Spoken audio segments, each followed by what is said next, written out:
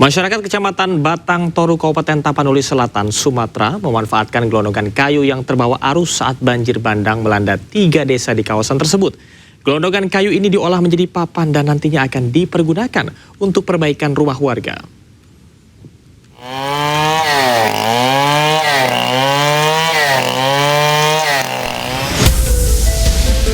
Banyaknya gelondongan kayu yang terbawa arus sungai Aekaroga saat banjir bandang memporak-porandakan 3 desa di Kecamatan Batang Toru, Kabupaten Tapanuli Selatan, Sumatera Utara 25 November silam saat ini mulai dimanfaatkan masyarakat.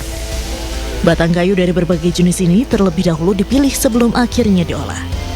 Seperti halnya dengan batang pohon durian ini, kayu dengan ukuran berdiameter 50 cm dipotong dengan menggunakan gergaji mesin. Untuk satu gelondongan kayu, proses pengolahannya dapat memakan waktu selama 4 jam.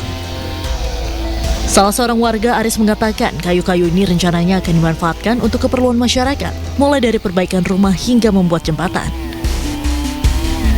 Dari orang umum tentara kan memanfaatkan kayu-kayu ini yang hanya dari sana untuk bangunan ini sama bangunan jembatan. Oh gitu ya. Kayu yang telah diolah menjadi papan ini rencananya akan digunakan masyarakat 3 desa, yakni Desa Garoga, Desa Huta Godang, dan Desa Aeknado untuk mendirikan permukiman warga. Dari Tapanuli Selatan, Sumatera Utara, Indra Mulya Siagian, iNews melaporkan. Presiden Prabowo Subianto berkali-kali meminta maaf kepada masyarakat korban banjir bandang dan longsor Sumatera karena sejumlah kebutuhan yang belum terpenuhi. Prabowo pun meminta para pengungsi bersabar dan menyebut dirinya tak memiliki tongkat Nabi Musa.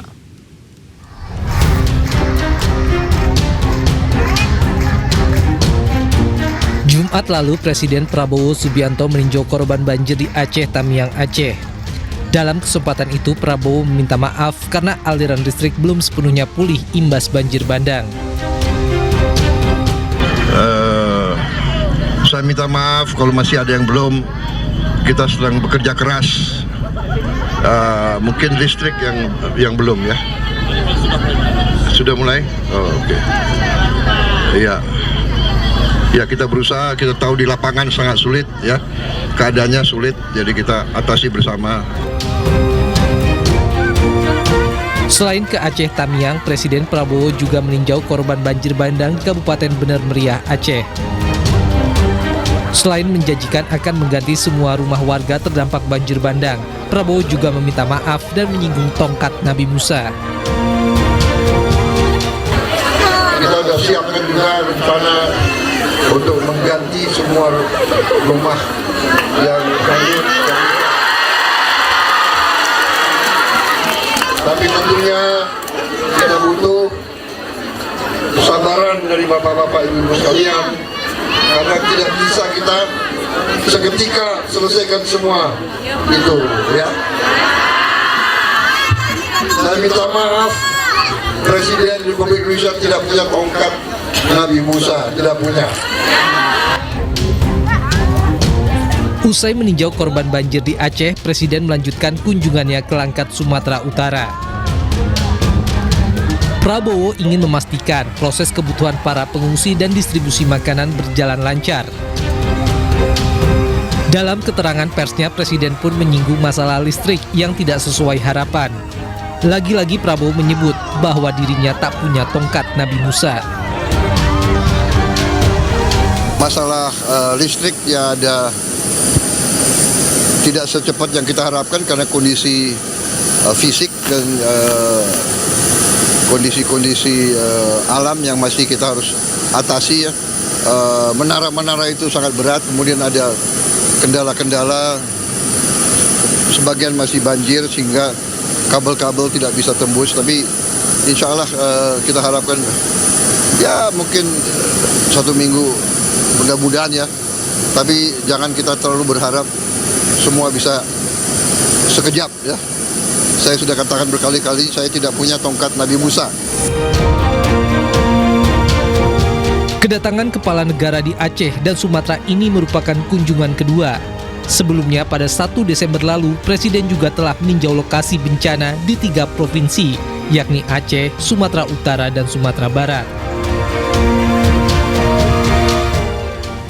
Sebuah gudang kosmetik di Kabupaten Bogor, Jawa Barat terbakar. Banyaknya bahan yang mudah terbakar membuat api cepat membesar dan membakar habis seluruh gudang.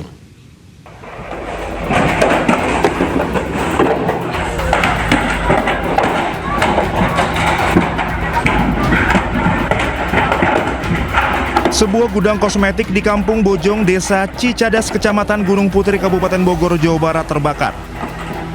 Api dengan cepat membakar seluruh isi gudang yang berisi tabung spray kosmetik dan tabung spray air conditioner. Terjadi kebakaran hari ini. Tak hanya kobaran api, beberapa kali juga terjadi suara ledakan.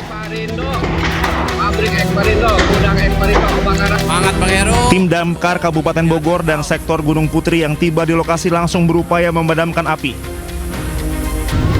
5 unit mobil damkar dan bantuan dari mobil pemadam Kajama diterjunkan ke lokasi.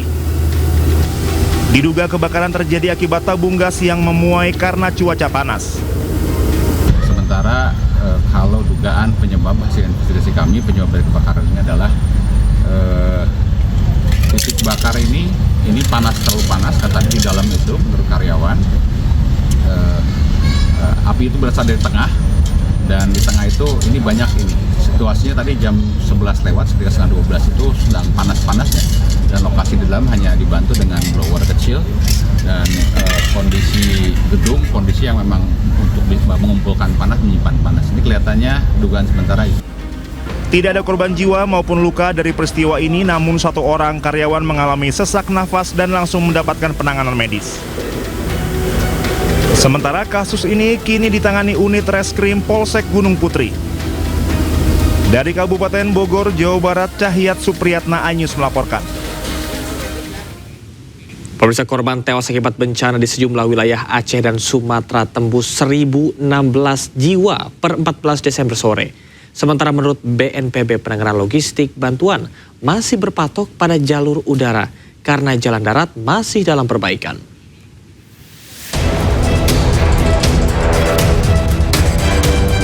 Korban meninggal dunia akibat banjir bandang dan longsor di sejumlah wilayah di Sumatera dan Aceh tembus 1.006 orang per Sabtu 13 Desember 2025.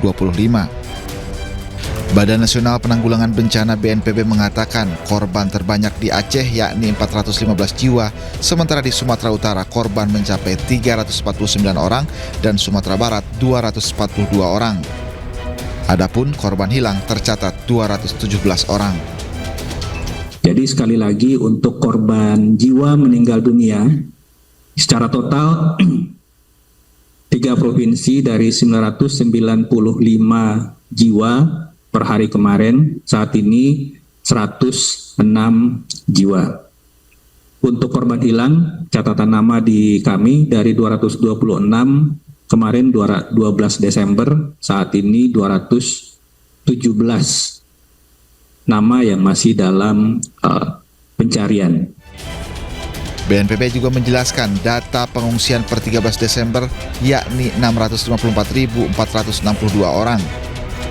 Sementara untuk penanganan logistik hingga kini masih proses perbaikan jalan nasional dan jembatan.